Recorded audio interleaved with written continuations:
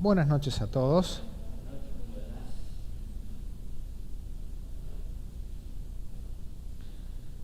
Bien, vamos entonces a dirigirnos a Segunda de Reyes, capítulo 14,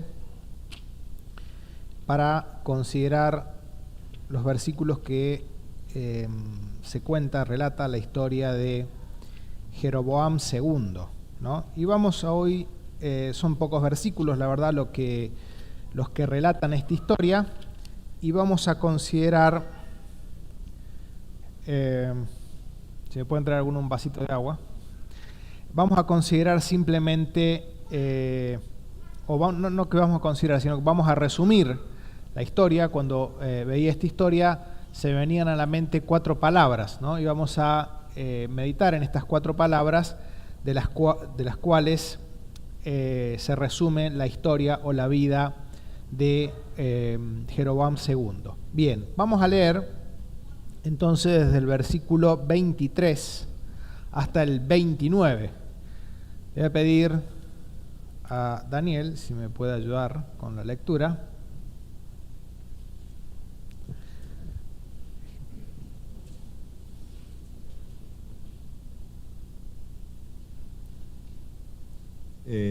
Dice: el año 15 de Amasías, hijo de Joás, rey de Judá, comenzó a reinar Jeroboam, hijo de Joás, sobre Israel en Samaria, y reinó 41 años.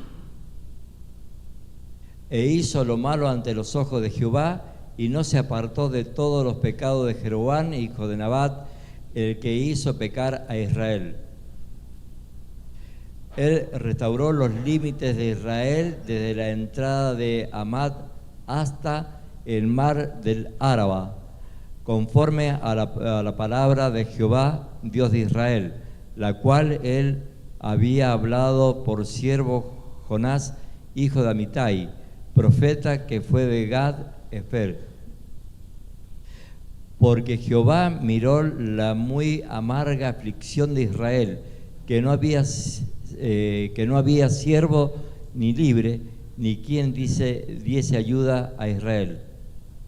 Y Jehová había determinado raer el nombre de Israel de debajo del cielo, por tanto lo salvó por mano de Jeroboam, hijo de Joás.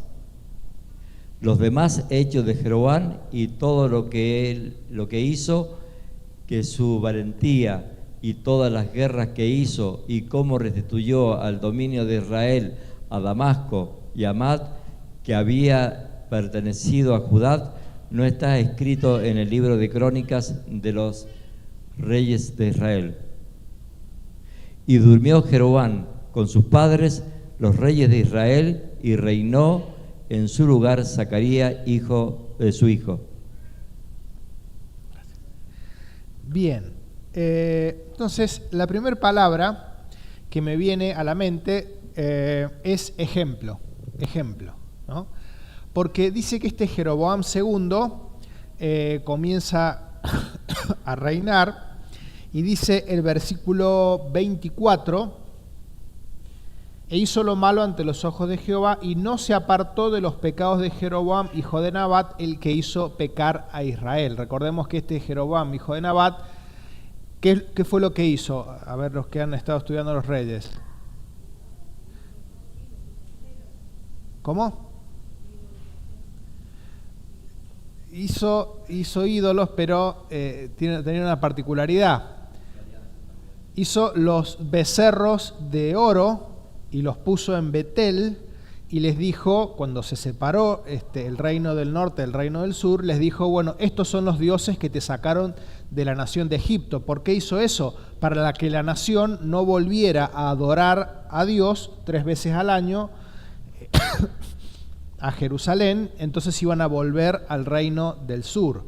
Entonces, para que no hicieran esto, les dijo: bueno, estos son los dioses que te sacaron de Egipto, y hizo estos 2 becerros. Y con ese pecado inventó un nuevo sacerdocio, hizo un montón de cosas mal. Con ese pecado hizo apartar a Israel, ¿no? Y dice que este Jeroboam II siguió el ejemplo de este Jeroboam I, ¿no? Y no se apartó del camino que había hecho Jeroboam I. Entonces, cuando yo pienso de qué me habla esta historia, estos 7 versículos, pienso en la palabra ejemplo. Y ejemplo en 2 maneras diferentes. Primero, tomó un ejemplo equivocado. Tomó un ejemplo equivocado. ¿Quién fue el ejemplo de Jeroboam? Jeroboam. Bien. El ejemplo de Jeroboam II fue Jeroboam I, ¿no? Y siguió su camino. Y fue un mal ejemplo el que tomó. Pero saben que nosotros también en la vida tenemos personas a las cuales admiramos, las cuales seguimos. En un ambiente muy moderno, ¿en dónde se sigue una persona?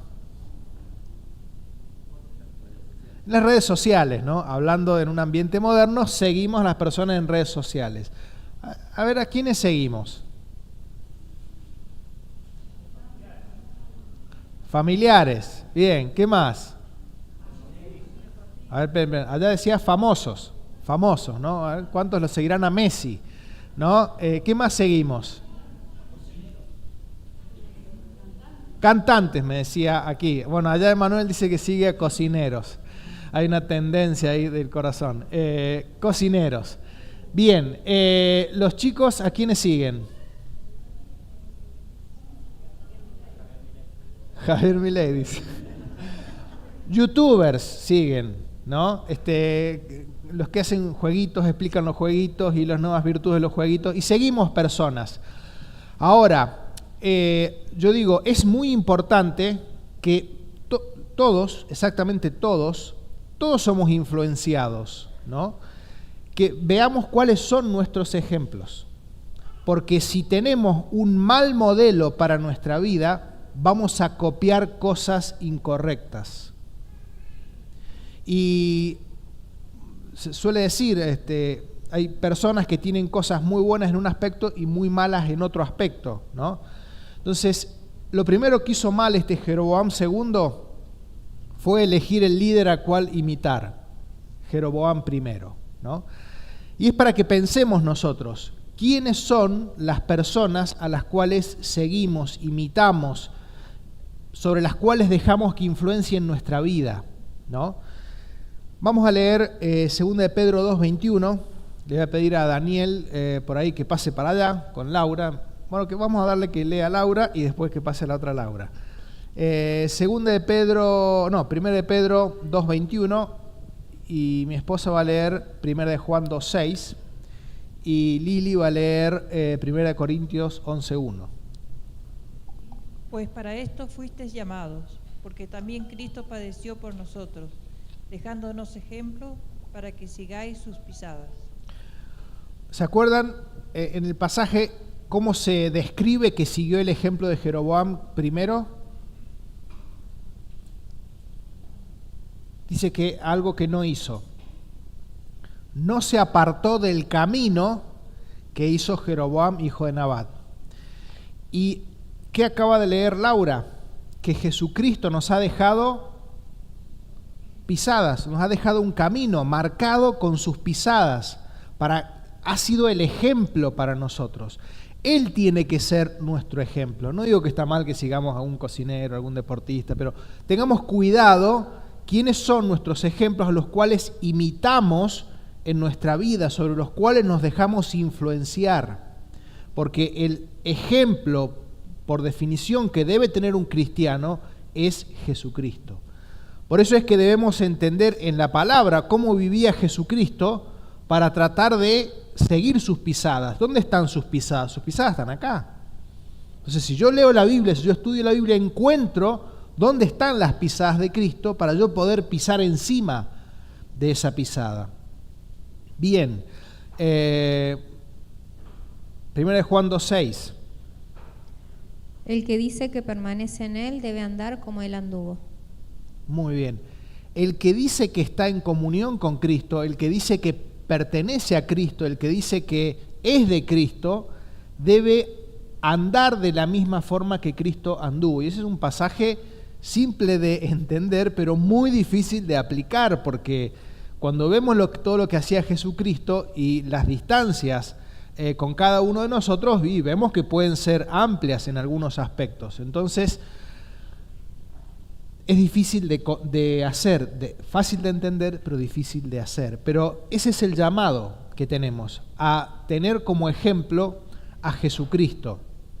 Y 1 Corintios 11:1, ese pasaje lo vamos a usar ahora y más adelante. Sed imitadores de mí, así como yo de Cristo. ¿Quién es nuestro ejemplo? Cristo. Nuestro ejemplo es Cristo. Muy bien, entonces, primer palabra que tenemos que recordar de la historia de Jeroboam II,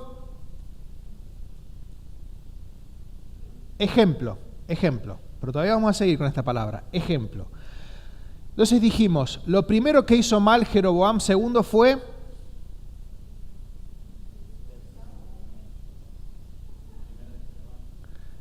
sí, pero fue elegir un mal ejemplo. Eligió mal el ejemplo a seguir. Lo primero que hizo mal fue elegir mal el ejemplo a seguir. Pero otro punto importante es no solo a quién elijo yo seguir, sino entender que yo también, y sobre todo Jeroboam era rey, era el líder de la nación. ¿Qué se espera de un líder hacia los demás? Que sea ejemplo. No solo que él tomó un mal ejemplo para imitar, sino que él fue un mal ejemplo para los demás. Entonces es importante que entendamos esto también, que debemos ser un buen ejemplo para los demás. Fíjense, Oseas 4:9, lo voy a leer yo, porque lo tengo en otra versión, en NTV. Dice Oseas 4:9, pero lo puede poner acá, dice, y lo que hacen los sacerdotes, el pueblo también lo hace. Así que ahora castigaré tanto a los sacerdotes como al pueblo por sus perversas acciones. ¿Qué es lo que está diciendo aquí? Que como son sus líderes, porque los sacerdotes eran líderes espirituales, como eran sus líderes espirituales, así va a ser el pueblo.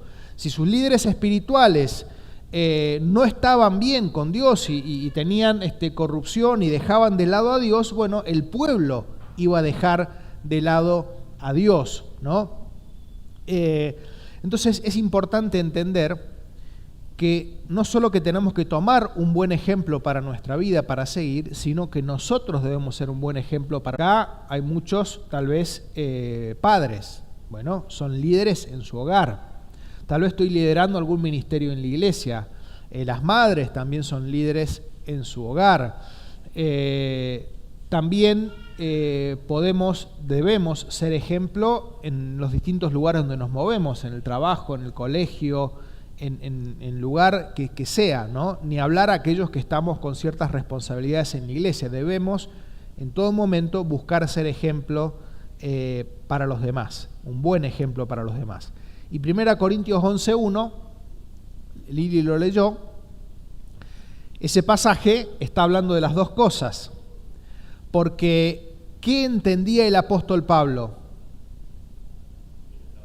Que lo estaban mirando, que él era un ejemplo para los demás. Pero ¿qué entendía él también?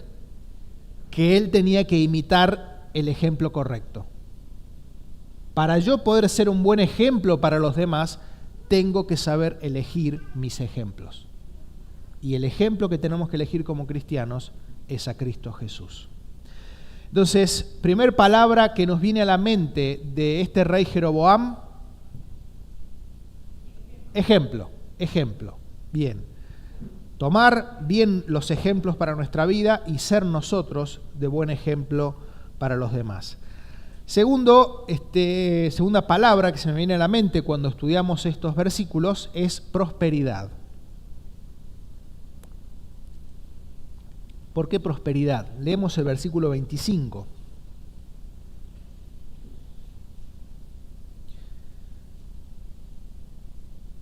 Ahí aparece, bueno, dice, él restauró los límites de Israel desde la entrada de Hamat hasta el mar de Araba, conforme a la palabra de Jehová, Dios de Israel, la cual le había hablado por su siervo Jonás, hijo de Amitai, profeta que fue de Gat Efer. ¿Qué es lo que está diciendo? Que el reinado de Jeroboam II fue un reinado próspero en el sentido de que militarmente volvió a recuperar, a reconquistar ciudades que en la antigüedad reyes que habían sido previos a él habían perdido, ¿no? Entonces, siempre que un rey reconquistaba ciudades, eso le traía mucho rédito económico, ¿no? Porque volvían a recaudar de esas ciudades. Algunas ciudades las hacían tributarias, que es que tienen que pagar un tributo cada tanto tiempo. Entonces, la nación de Israel en ese momento tenía mucha prosperidad debido a las guerras que habían librado y cómo habían ganado esas guerras. Había un momento de prosperidad. Hay profetas que fueron contemporáneos en esa época, como Oseas, Joel, Jonás y Amós. Y vamos a leer algunos de los versículos, por ejemplo, de Amós, donde habla de la situación económica. Vamos a leer Amós 3:15, le voy a pedir a Joana y que me lea el 6, del 4 al 6 de Amós, Víctor.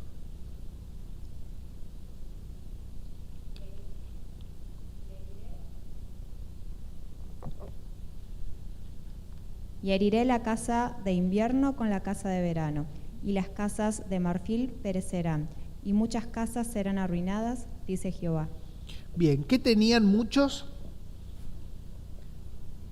Sí, pero más allá de casas, ¿qué dice que tenían? Que habla de riqueza. Sí, pero otra cosa. Casa de invierno y casa de verano, ¿no? Tenían, y además esas casas tenían marfil, que era y es muy costoso. Entonces, casa de invierno, casa de verano. Entonces, la verdad que había un sector de la sociedad en ese entonces que la pasaba muy, muy bien. El 6, 4 al 6. 6, 4 al 6. Duermen en camas de marfil y reposan sobre sus lechos y comen los corderos del rebaño y los novillos de en medio del engordadero. Gorjean al son de la flauta e inventan instrumentos musicales como David. Beben vino en tazones y se ungen con los ungüentos más preciosos y no se afligen por el quebrantamiento de José. Por tanto, ahora irán a la cabeza de los que van a cautividad y se acercará el duelo de los que se entregan a los placeres. Jehová el Señor juró por sí mismo, Jehová Dios de los ejércitos ha dicho: abomino la grandeza de Jacob y aborrezco sus palacios, y entregaré el enemigo en la ciudad y cuanto hay en ella. Y acontecerá... Hasta ahí nomás. Fíjense lo que dice, por ahí algunas frases decía que duermen en camas de marfil. Y mientras, que bebían cosas muy deliciosas, vinos, y dice que no se afligen por el sufrimiento de José, o sea, ellos la pasaban increíblemente bien, el otro al lado la estaba pasando increíblemente mal, y a ellos era total indiferencia, ¿no? En esa época era tal la desigualdad social, lo bien que estaban los ricos y lo mal que estaban los pobres, que fíjense en Oseas 2.6, ahí le voy a pedir a Griselda y a Andrés, Oseas 2.6, va a aparecer acá en la pantalla. Perdón, Amós 2.6. Perdón, Amós 2.6. Vamos todo con Amós, que era uno de los profetas contemporáneos que habla de esto. Dice: así ha dicho Jehová, por 3 pecados de Israel y por el 4º no revocaré su castigo, porque vendieron por dinero al justo y al pobre por un par de zapatos. ¿Cuánto salía un pobre? Un par de zapatos. Bueno, el 8.6 también dice lo mismo, que vendían al pobre por un par de zapatos, ¿no? Entonces había mucha desigualdad, y esa persona que se vendía por un par de zapatos seguramente estaba en una situación de casi esclavitud. Entonces la desigualdad era mucha, y además ellos habían profundizado, obviamente no estaban con la adoración correcta porque estaban adorando esos becerros, y seguían, cuando dice que Jeroboam II siguió los pecados de Jeroboam I, está refiriéndose también a lo espiritual, que habían dejado de lado a Dios, ¿no? Y por ejemplo podemos leer Amós 4:4. Andrés. Amós 4:4. Id a Betel y prevaricad, aumentad en Gilgal la rebelión, y traed de mañana vuestros sacrificios y vuestros diezmos cada 3 días. Bueno, ahí está siendo como irónico el profeta, ¿no? Diciendo, bueno, vayan a Betel donde están los ídolos, pequen, aumenten la rebelión que están teniendo, porque Gilgal será llevada en cautiverio y Betel será desechada, ¿no? El castigo que iba a venir por causa de su idolatría, ¿no? Entonces, para muchos había una gran prosperidad material, y aquí el punto que quería que reflexionemos, ¿no? Es prosperidad material no tiene por qué indicar algo en cuanto a mi estado espiritual, ¿no? Hay veces que tendemos a pensar que si me va bien en algún aspecto o en aspectos económicos de la vida, he podido desenvolverme bien en algún tipo de negocio o en mi profesión, lo que sea, y realmente tengo un buen pasar, significa que Dios se ha agradado de mí y que yo estoy bien con Dios, ¿no? Bueno, eso no necesariamente es así, puede ser dos cosas que divergen totalmente. Incluso algo que tenemos que tener cuidado es que muchas veces, si bien la prosperidad o que nos vaya bien, que tengamos un buen pasar, no es pecaminoso, puede que sea bendición de Dios como consecuencia de vivir en cercanía con Dios, puede que vivamos en cercanía con Dios y Dios tampoco permite esas cosas, pero puede ser que sí las permita, está en su voluntad, pero sí tenemos que tener en cuenta que es un gran desafío tener riquezas y que eso no nos aparte de Dios. Es un gran desafío tener riquezas y que eso no nos aparte de Dios. Vamos a leer Proverbios 38, vamos a pedirle a Martín, Proverbios 38, y después vamos a leer Nair 6:24 de Mateo. Vanidad y palabra mentirosa aparta de mí, no me des pobreza ni riquezas, manténme del pan necesario. Bueno, aquí el autor del proverbio dice, no me des riqueza. De vuelta, no es un pecado tener riqueza si ha sido producto de la bendición de Dios. Pero sí lo que está diciendo el autor es que hay un peligro, y el peligro es de que yo desvíe mi corazón tras de eso, ¿no? Y es el peligro que comentaba Jesucristo, Mateo 6:24. Ninguno puede servir a dos señores, porque aborrecerá al uno y amará al otro, o estimará al uno y menospreciará al otro. No podéis servir a Dios y a las riquezas. No podéis servir a Dios y a las riquezas. Es un punto para que tengamos cuidado. Saben que hay veces que hablo con personas creyentes y entusiasmadas porque están emprendiendo, porque están haciendo cosas y porque ven que les está yendo bien y le quieren dar para adelante, y digo, gloria a Dios. O sea, la Biblia habla del esfuerzo, la Biblia habla de ser diligente, lo hemos mencionado cuando hemos estado estudiando Eclesiastés, pero guarda que no se transforme en mi Señor. Guarda que eso no se transforme en mi Señor. Yo tengo que esforzarme, ser diligente, y gloria a Dios si me está yendo bien, pero guarda que ese que me está yendo bien en mis negocios no me quite el tiempo, en primer lugar, para estar con el Señor, mi comunión con Él, y también que no me quite el tiempo para servirle, ¿no? Porque el día de mañana, cuando esté delante de su presencia, delante del altar del Tribunal de Cristo, no voy a poner el título que obtuve, el dinero que pude tener, voy a poner delante de Dios lo que yo servía a su nombre, ¿no? Entonces, cuidado con, hay veces que la prosperidad nos puede hacer desviarnos y que se convierta en cierto aspecto en nuestro Señor. Entonces, ¿Cuáles son las dos primeras palabras que tenemos que recordar cuando estudiamos la historia de Jeroboam II? Ejemplo y prosperidad, ¿no? Que la prosperidad en lo económico no nos desvíe y que también haya prosperidad en lo espiritual, que no era el caso de Jeroboam. Tercer palabra que me venía a la mente es valentía. ¿Por qué valentía? Bueno, porque dice en estos versículos que él libró muchas batallas. Él libró muchas batallas, ¿no?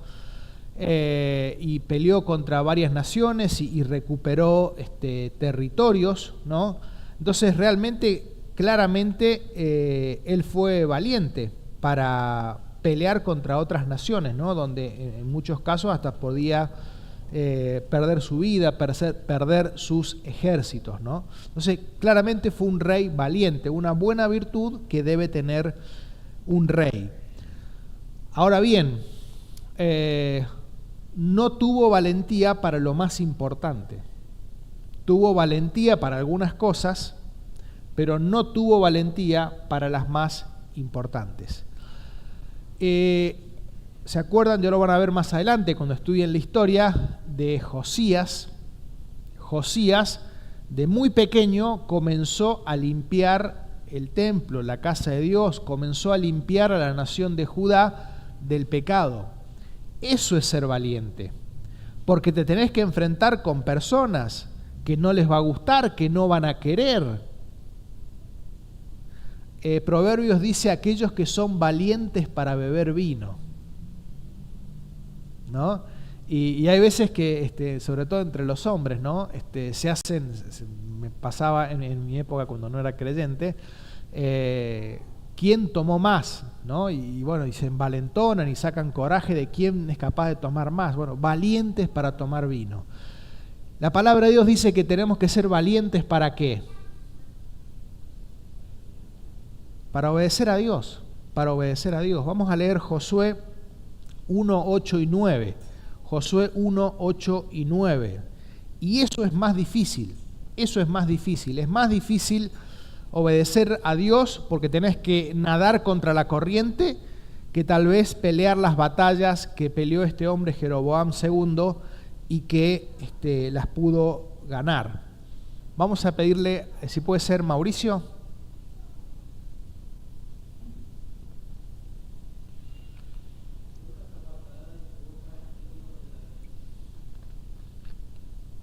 Nunca se apartará de tu boca este libro de la ley, sino que de día y de noche meditarás en él, para que guardes y hagas conforme a todo lo que en él está escrito, porque entonces harás prosperar tu camino y todo te saldrá bien. Mira que te mando que te esfuerces y seas. Mira que te mando que te esfuerces y seas valiente y no temas ni desmayes, porque Jehová tu Dios estará contigo en donde quiera que vayas. Y esto sigue siendo actual para hoy. Nos tenemos que esforzar y tenemos que ser valientes para obedecer a Dios. Segunda de Timoteo 1:7, fíjense lo que es la cobardía, dónde se manifiesta la cobardía, ¿no? Vamos a pedirle, si puede ser a Belén, que lo lea. Segunda de Timoteo 1, 7 y 8.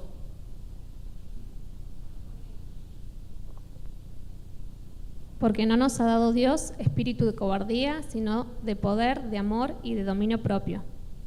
Por tanto, no te avergüences de dar testimonio de nuestro Señor, ni de mí, preso suyo, sino participa de las aflicciones por el Evangelio según el poder de Dios. ¿Cuándo demostramos cobardía? Cuando no predicamos. Cuando no predicamos porque nos avergonzamos, ¿no? Porque si tal vez digo que soy creyente, porque tal vez voy a golpear la puerta de una casa y me van a rechazar. Bueno, eso es lo de menos, en otros lugares mueren por eso. Pero cuando nos avergonzamos del Evangelio, algo que le pasaba a Timoteo y que el apóstol Pablo en varias oportunidades se lo tiene que hacer ver, que revea esa actitud. Cuando nos avergonzamos estamos siendo cobardes. estamos siendo cobardes. Y es lo que el apóstol Pablo le dice: no sean cobardes, no se avergüencen del Evangelio, sino que da testimonio de nuestro Señor Jesucristo. Por eso es que es importante, en el lugar donde nos movemos, que manifestemos a Cristo en nuestra vida. Y también cuando lo hacemos como iglesia, ¿no? El 30 están todos invitados, creo que cae 30, no. Sí, el 30 era. Sí, el 30 de septiembre, seguramente 5 de la tarde, para salir a folletizar aquí en la zona, ¿no? Pero valientes para folletizar, valiente para predicar, valientes para obedecer la palabra de Dios, ¿no? No valientes para lo malo, sino valientes para obedecer a Dios. Y el último punto que pensaba, que nos habla de la historia de este rey. Entonces, primer palabra es, acá, ejemplo. Segunda, tercera, valiente, valentía, bien. Y la cuarta es misericordia. ¿Por qué misericordia? Porque dice, ¿por qué restauraron las tierras? Dice, él restauró límites de Israel desde la entrada de Amad hasta... Porque, la cual él había hablado, dice, conforme a la palabra de Jehová, Dios de Israel, el cual él había hablado por su siervo Jonás. Este Jonás es el Jonás del libro de Jonás, el que predicó en Nínive, ¿no? Se ve que no solo predicó a los ninivitas, sino que también predijo que iba a haber un rey que iba a hacer que recuperaran las naciones, esas ciudades que habían sido perdidas. Y dice, porque Jehová miró la muy amarga aflicción de Israel, que no había siervo ni libre, ni quien diese ayuda a Israel. ¿A quién se está refiriendo? Se está refiriendo a estas ciudades que estaban bajo dominio de otras naciones, que eran oprimidas, que eran saqueadas, que eran tenidas en poco, que eran esclavizadas. Entonces Dios mira su aflicción y levanta a Jeroboam, este rey, que vuelve a tomar los territorios y las vuelve a la nación de Israel. Y esto es hecho por la misericordia de Dios. ¿Podemos decir que Dios hizo esto porque la nación de Israel estaba andando conforme a sus caminos? ¿Cómo estaban andando? Mal. Hemos leído idolatría. Sin embargo, aunque estaban andando mal, Dios tuvo misericordia de ellos. Y hace que estas naciones que estaban cautivas por otras naciones, estas ciudades que estaban en posesión de otras naciones, vuelvan a pertenecer a la nación de Israel. Y aquí quisiera terminar con 3 versículos. Primero, vamos a leer, le voy a pedir a Víctor si puede leer Lamentaciones 3, 22 y 23, y Gustavo, Salmo 103, 10 y 11, y después yo voy a terminar con Romanos 2, 4. Por la misericordia de Jehová no hemos sido consumidos, porque nunca decayeron sus misericordias. Nuevas son cada mañana, grande es tu fidelidad. Misericordia es que Dios mira nuestra miseria, es movido a compasión por nosotros y hace algo en nuestro favor. Gloria a Dios, gracias que la misericordia de Dios es nueva cada mañana. Decime si hay un día en el que no te equivocás en algo. Y Dios es santo, muy santo, ¿no? Entonces, gloria a Dios que cada mañana tenemos una misericordia nueva. Salmo 103.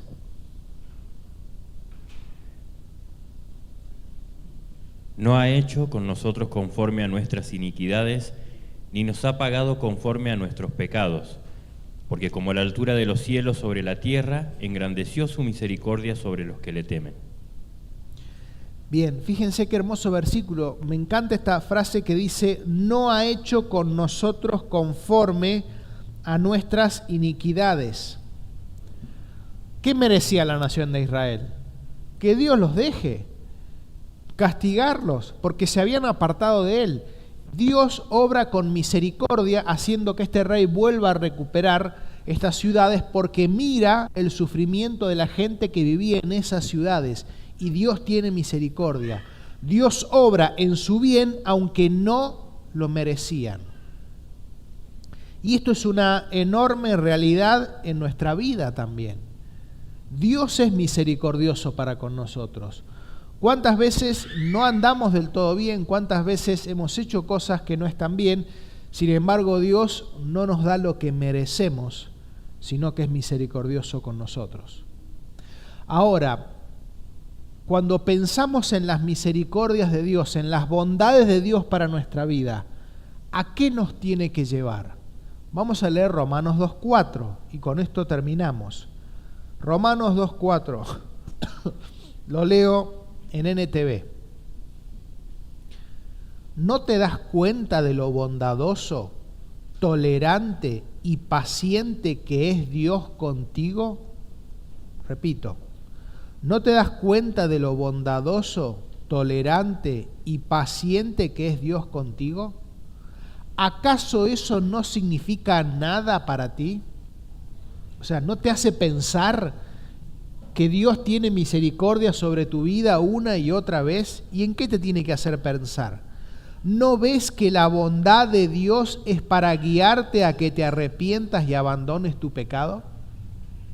Cuando vemos la misericordia de Dios en nuestra vida, de que hemos hecho algo que no corresponde y Dios no nos ha dado lo que merecíamos, sino que obró con misericordia, tiene que hacernos reflexionar y tiene que hacernos volver a Dios. En lugar de, viste que se puede vivir, viste que se pueden hacer estas cosas y no pasa nada, pensamiento incorrecto. En algún momento va a venir el castigo de Dios. El pensamiento correcto es, mirá la misericordia de Dios que está teniendo sobre mi vida. Y yo que me equivoco en esto y en esto. Y Dios que es tan bueno para conmigo. Tengo que dejar este pecado y volverme a Dios. Entonces, la última palabra que vemos en esta historia es misericordia. Un Dios misericordioso. Porque la nación de Israel no merecía que Dios hiciera que estas ciudades volvieran a la nación de Israel. Sin embargo, por misericordia a estas personas Dios lo hizo. Bien, terminamos. Última palabra, misericordia. Por allá la tercera, valentía. Por allá la segunda, prosperidad. Tener cuidado con la prosperidad, que también haya prosperidad en nuestra alma. Y la primera, ejemplo. Muy bien, 4 palabras que nos resumen un poco estos 7 versículos, que es la historia de Jeroboam II. Bien, vamos a terminar orando y después vamos a darle el lugar a los hermanos para que sigan con el concurso, ¿no? Vamos a pedirle a Helmut si puede orar desde ahí y ya damos el lugar a los hermanos.